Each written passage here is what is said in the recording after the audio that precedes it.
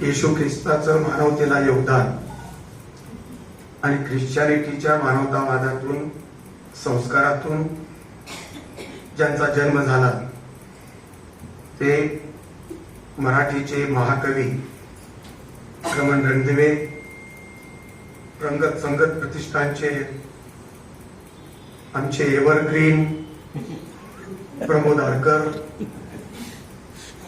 प्रज्ञाताई, मैथिलीताई, मृणालताई, या कार्यक्रमाला उपस्थित रसिकांपैकी प्रातिनिधिक अशा प्रकारचं रसिकत्व आणि कलावंताचं श्रेष्ठ योगदान देणाऱ्या अनुराधाताई मराठे, भारतीताई आणि पुरुष रसिकामध्ये कवी भोसले, विजय सातपुते आणि सर्व रसिक मित्र हो.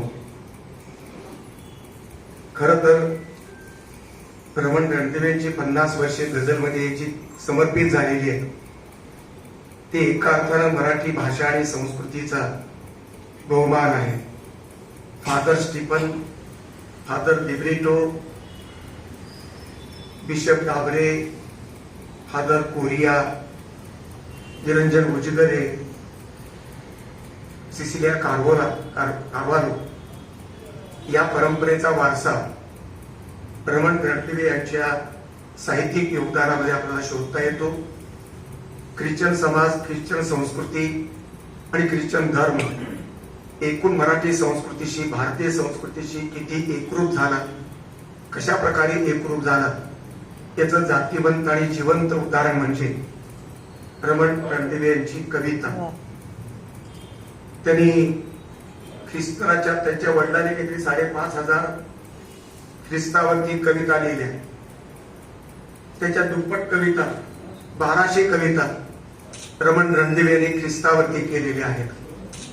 हे आपल्याला जाणून महत्वाचं वाटेल, कारण ख्रिस्त शत्रूवरती प्रेम करा म्हणणारा जगातला पहिला तत्वज्ञ आहे. गांधीसह अनेक महात्म्यांनी त्यांचा गौरव केलेला आहे. त्या येशू ख्रिस्ताच्या प्रेरणेतून मदर तेरेसा उभी राहिली आणि गझलच्या क्षेत्रात रमण रणदिवे सारखा कलावंत उभा राहिला.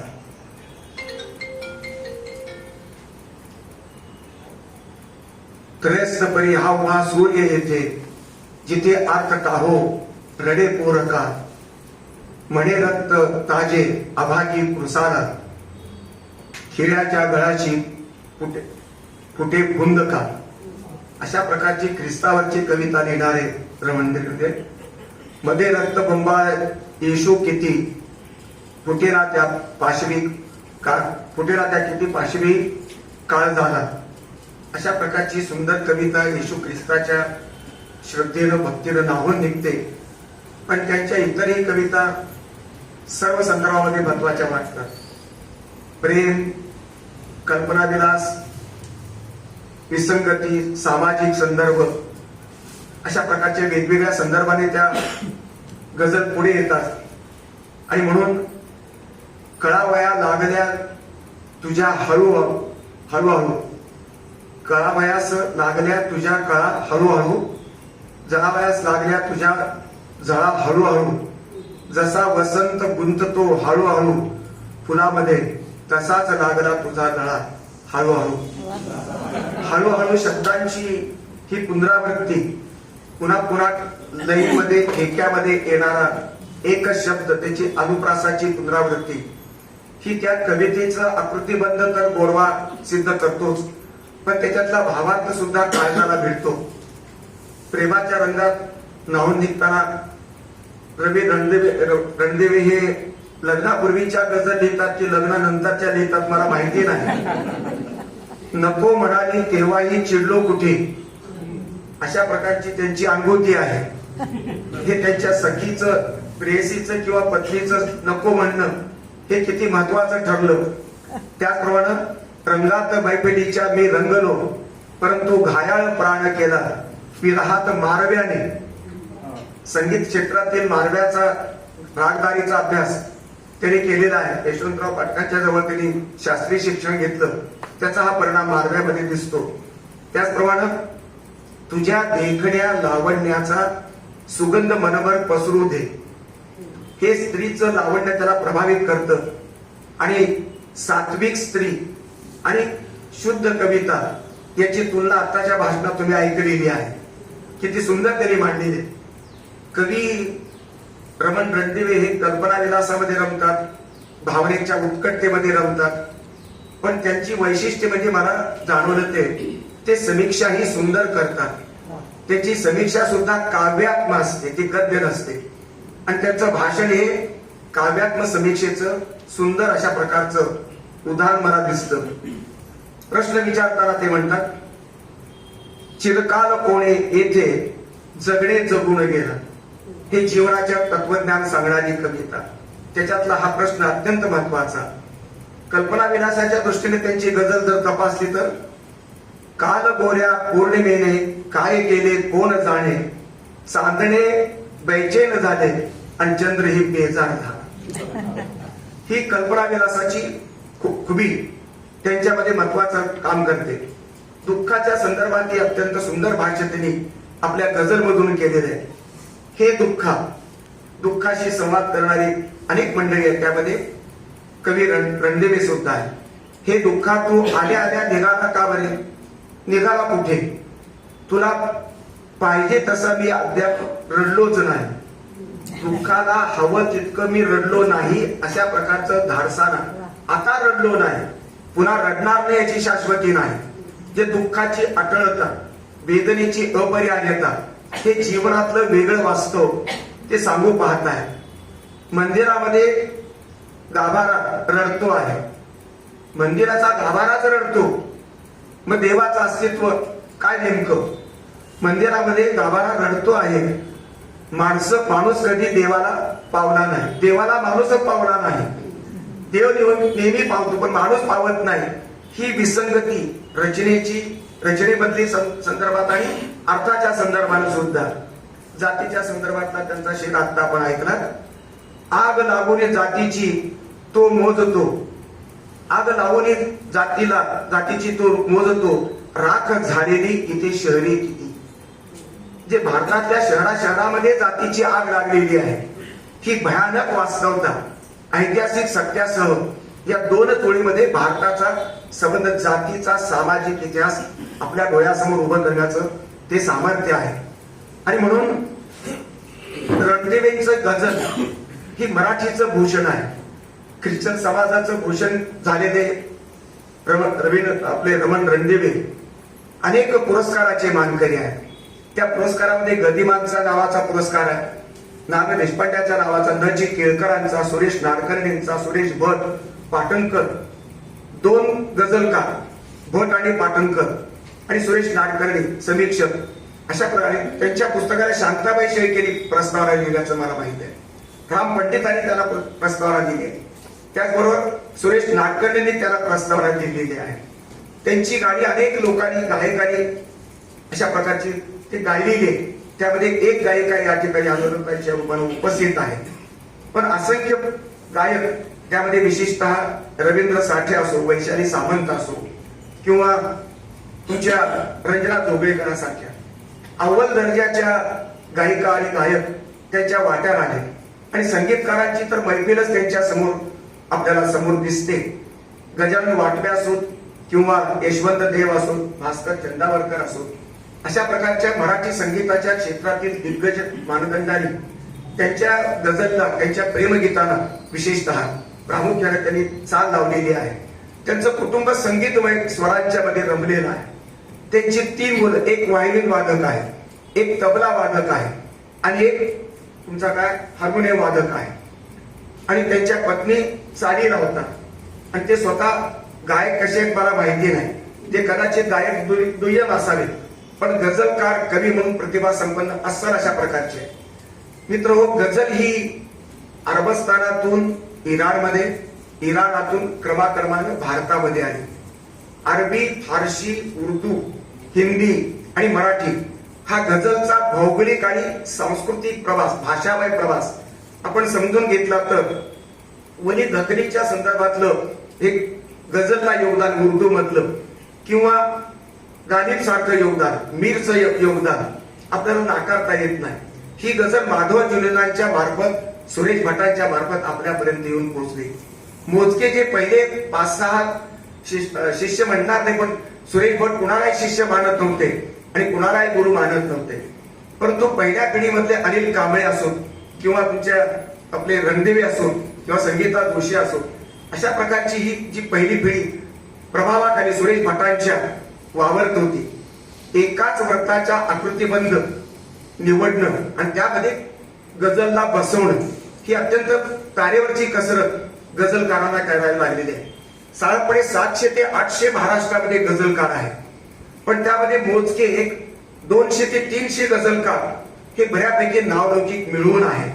त्यामध्ये वैभव जोशी, वैभव देशमुख आहेत, विजय आव्हाड आहेत, श्रीकृष्ण राऊत हा गझलकार आणि त्याचा ग्रंथ आजच परीक्षण लोकमतला आलेला आहे. त्याच्या ग्रंथाचं प्रकाशनही मी केल्याचं आठवतं. आणि म्हणून श्रीकृष्ण राऊतासारखा एक समीक्षक, गझलकार पुष्कळ आहे, गझलला समीक्षक नाही. आणि म्हणून ही समीक्षकाची उडीव भरून काढण्याच्या दृष्टीनं पुढच्या काळामध्ये रमण देवे सारख्या कवींनी पुढाकार घेणं महत्वाचं आहे. गझल म्हणजे माणसाचं गौरव काम, संस्कृतीचं संचित पेलणारी ती गझल. 2 समाजाला, मुस्लिम समाज आणि हिंदू समाज, या समाजाला जोडणारी म्हणजे गझल आहे. हे गझलचं वैशिष्ट्य सांस्कृतिक दुवा म्हणून काम करतं. रमण रणदेवे ख्रिश्चन धर्माचे, गझलची सुरुवात मूळ हे मुसलमानी समाजामधून, संस्कृतीतून आलेलं आणि सुरेश भटांचा त्यांचा संबंध आणि त्यांच्यावरचा मार्गदर्शन त्याला मिळालं. 4 गुरु ते म्हणतात. त्यांचे वडील संस्कृतचे पंडित आणि कवी असणाऱ्या त्यांचे व्रत त्यांनी शिकवलं आणि त्या व्रतामधूनच त्यांचा जन्म झाला आणि त्याच्यातून एक गझलकार निर्माण झाला. सुरेश नाडकर्णी असो किंवा राम पंडित असो, अशा प्रकारचे दिग्गज कवी लोकांनी, अशा प्रकारच्या प्रतिभावंतांनी त्याला मार्गदर्शन केलं. माणूस धर्माचं स्मरण करून देणारी गझल हा त्याने आपला प्रांत निवडला. कारण त्यांच्या संबंध गझलमध्ये, गझलच्या एकूण सगळ्या विश्वामध्ये, त्याच्या एकूण इतिहासामध्ये सर्व धर्माच्या चांगुलपणाचा सारांश आहे. म्हणून गझल ही सर्व माणुसकीच्या मूल्याचे सारांश व्यक्त करणारी आहे. सर्व गझलच्या संबंध परंपरेमध्ये विषयाचा संबंध सार मांडते ती गझल आहे. जीवनाचं सर्वस्व आणि समर्पण असणारी संबंध जी गझल आहे ती ईश्वर आणि इश्क आणि इन्सानियत याला सामोरं जाणारी गझल आहे. आणि म्हणून गझलचं मूल्य आणि गझलचं महत्व हे अधिक आहे. अभंगाच्या वाङ्मय प्रकाराच्या माध्यमातून आपल्याला एक शांतता, एक भक्तिभाव, अध्यात्म, विशेषतः वारकरी संप्रदायातला अध्यात्म, हिंदू परंपरेत, भारतीय परंपरेतला अध्यात्म मिळतं. लावणीच्या वाङ्मय प्रकारातून लावण्य आणि शृंगार मिळतो आणि गझलच्या निमित्तानं जीवनाचा सारांश आपल्याला स्वीकारता येतो, समजून घेता येतो. आणि म्हणून गझल हा सत्याचा आणि विवेकात झेंडा फडकवणारी सांस्कृतिक पताका अशा प्रकारची आहे. त्या पताकाची निष्ठा, समर्पण या भूमिकेतून अनेक लोक जशी पूजा करतात, तशाच प्रकारची रमण रणदिवे यांची शब्द पूजा ही अफलातून अशा प्रकारची आहे. त्यांची कल्पना रम्यता, त्यांची गझलच्या गाभ्याशी झालेली एकरूपता आणि म्हणून सत्याशी झालेली एकरूपता मला अत्यंत महत्वाची वाटते. संवादी संदर्भातला पूल बांधणारी, सांस्कृतिक पूल बांधणारी गझल रमण रणदिवेंच्या प्रतिभेचा एक विषय, महत्वाचा विषय ठरलेले आहे. भूगोलाला जोडून घेणारी गझल तशा भाषिक संस्कृतीला, भाषिक समूहाला सुद्धा एकत्र जोडते. ती उर्दू भाषिक असेल, ती फारसी भाषिक असेल, ती इराण मधला संबंध असेल आणि भारतातला सर्व समुदायाला एकत्र जोडण्याचं काम ही गझल करत असते. आणि म्हणून गझलियत ही अत्यंत महत्वाची. आनंदानं, सुखानं जगणं आणि जागवणं, इतरांना जगवण्यासाठी सर्व मानवी मूल्यांचा सारांश हे गझलमध्ये अभिव्यक्त होत असतो. आणि म्हणून गझल ही सर्व समावेशक आहे. तिचं पोट आणि तिचं अंतःकरण माईसारखं मोठं आहे, व्यापक आहे. अशा प्रकारची ही गझल आमच्या रमण रणदिवेंच्या जीवनाचं ध्येय नव्हे, तर ती अंतःकरणात बसलेली अशा प्रकारची ती कुप्पीमधली सुगंध आहे. आणि म्हणून या गझलचा त्यांनी संबंध जीवनभर प्रचार केला, प्रसार केला, त्याला निष्ठा वाहिल्या. त्यांचे शिष्य ही 5-6 अशोक भांबुरे म्हणजे बरेचसे बाकीचे लोक आहेत. या ठिकाणी मला वाटतं गुलाब देणारे ते शिष्यच असावे तुमचे, तुम्हाला फुलं दिली ती. अनेक लोकांना त्यांनी 4 गुरु मानले, पण शिष्य मात्र अनेक निर्माण केलेले रमण रणदिवे. समोजीवन समृद्धीनं जगता यावं, विवेकानं जगता यावं, यासाठी गझलचा उपयोग केवळ वाङ्मय प्रकार म्हणून नव्हे तर संस्कृतीचे एक साधन म्हणून अशा प्रकारचा शुद्ध वाङ्मय प्रकार, व्याकरणाचं ते काय रदीफ आणि काफिया यामध्ये अडकलेली गझल, व्याकरण शुद्ध गझल असली पाहिजे असा आग्रह सुरेश भटांचा होता. तोच स्वीकार त्यांनी रमण रणदिवेंच्या गझलमध्ये दिसतो. ती गझल निर्दोष आहे, मला मान्य आहे, पण एखादा कवी मुक्तछंदाच्या नादी लागला, मुक्तपणे जर गझलची मोडतोड, व्याकरणाची मोडतोड करून जर लिहू लागला आणि ती जर अव्वल दर्जाची कविता निर्माण झाली तर त्याला गझल नाही म्हणून त्याला नाव ठेवण्याचं किंवा त्याची पाय ओढण्याचा, त्याचा गळा दाबण्याचं कारण नाही. कलावंताचा गळा कोणीही दाबू नये, ते राजकीय व्यवस्थेनं दाबू नये, सामाजिक नीतिमत्तेचा कैवार घेणाऱ्या लोकांनीही दाबू नये आणि गझलचा अभिमान बाळगणाऱ्या गझलच्या निष्ठावंत प्रेमिकांनी सुद्धा त्याचा गळा दाबण्याचं कारण मला वाटत नाही. त्यातून अव्वल दर्जाची, श्रेष्ठ दर्जाची प्रतिभेची, प्रतिभावंत अशा प्रकारची कलाकृती निर्माण होत असेल तर त्या कलावंताच्या निर्मिती, नवनिर्मिती हे नवसृजन आहे आणि ते संस्कृतीच्या विकासामध्ये उन्नत अशा प्रकारची भूमिका बजावतं. यासाठी अशा प्रकारची कोणतीही गैर मुस्लिम अशा प्रकारची अनेक विषयाला सामोरं जाणारी गझल ही महत्वाची गझल मानली जाते. त्या संबंध त्यांच्या गझलेमध्ये वेगवेगळे विषय, प्रेम, विद्रोह, सामाजिक जाणीव, राष्ट्र जाणीव, मानवाची जाणीव अशा प्रकारचे अनेक विषय एकाच गझलमध्ये येऊ शकतात.